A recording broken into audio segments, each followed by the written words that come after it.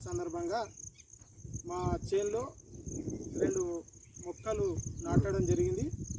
మామిడి చెట్టు అలాగే జామ చెట్టు నాటడం జరిగింది. దీని ముఖ్య ఉద్దేశం ఏంటంటే రాష్ట్ర వ్యాప్తంగా ఆల్ ఇండియా స్టూడెంట్ బ్లాక్ విద్యార్థి సంఘము మొక్కలు నాటి పర్యావరణ పరిరక్షణకు కాపాడాలని దాని సందర్భంగా ఈరోజు రాష్ట్ర వ్యాప్తంగా మేము విద్యార్థి సంఘంగా పిలుపునిస్తున్నాము.